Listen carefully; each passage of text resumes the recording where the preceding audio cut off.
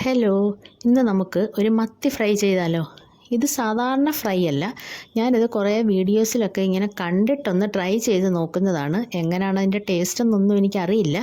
എന്തായാലും നമുക്ക് ചെയ്ത് നോക്കാം. അതിനായിട്ട് എണ്ണ ചൂടാക്കി അതിലേക്ക് മുളക് പൊടി, മഞ്ഞൾപ്പൊടി, പിന്നെ കുരുമുളക് പൊടി, ഈ പൊടികളെല്ലാം കൂടി ഇട്ട് നന്നായിട്ട് ഇളക്കി മൂപ്പിച്ചെടുക്കണം. പൊടികളെല്ലാം നന്നായിട്ട് മൂക്കണം. മൂത്ത് കഴിയുമ്പോൾ അതിലേക്ക് വറ്റൽ മുളക് ഫ്ലേക്സ്, അതായത് ചതച്ച മുളക് ഇട്ട് കൊടുക്കാം.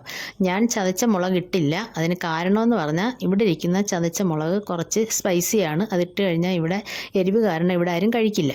അതുകൊണ്ട് ഞാൻ 2 വറ്റൽ മുളക് ഒന്ന് കട്ട് ചെയ്തിട്ട്, പിന്നെ അതിന് ശേഷം അതിലേക്ക് ഇഞ്ചി, വെളുത്തുള്ളി ഇത് ചതച്ച് വിടാം, കട്ട് ചെയ്ത് വിടാം ചെറുതായിട്ട്.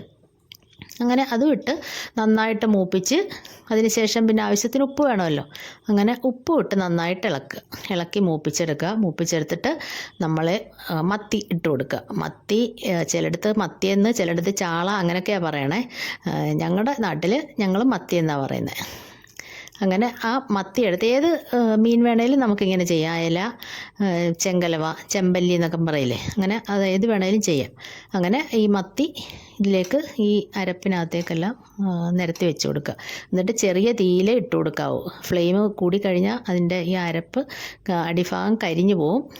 അപ്പോൾ അത് ടേസ്റ്റ് വ്യത്യാസം വരും. പിന്നെ പുളിക്ക് ആവശ്യമുള്ള പുളിവെള്ളം, പിന്നെ നാരങ്ങാനീരും ഒഴിച്ചു കൊടുക്കാൻ വേണമെങ്കിൽ. നാരങ്ങാനീരുണ്ടെങ്കിൽ നാരങ്ങാനീര്, എൻ്റെ കയ്യിൽ ഇല്ലായിരുന്നു, അതുകൊണ്ടാണ് പുളിവെള്ളം ഒഴിച്ചു കൊടുത്തത്.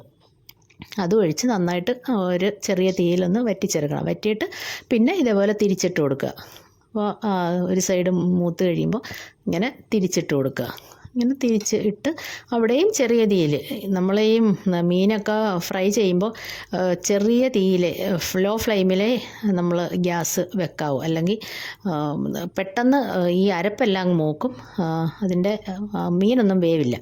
അങ്ങനെ ഇത് മൂത്ത് തിരിച്ചിട്ട്, അപ്പോൾ ഇത് ഈ ഒരു രീതിയിലേക്ക് വരും. പക്ഷേ ഞാൻ കഴിച്ച് നോക്കി, കുഴപ്പമില്ലായിരുന്നു. കുട്ടികൾക്കും എല്ലാം ഇഷ്ടപ്പെട്ടു. എന്തായാലും ഇനി വേറെ ഏതെങ്കിലും മീൻ വാങ്ങുമ്പോൾ ഞാനിങ്ങനെ ഒന്നുകൂടെ ഇത് കുറച്ചുകൂടെ ഒരു പരീക്ഷണങ്ങളൊക്കെ നടത്തി ഒന്ന് ചെയ്ത് നോക്കാം. ഇതെല്ലാവർക്കും ഇഷ്ടപ്പെട്ടെങ്കിൽ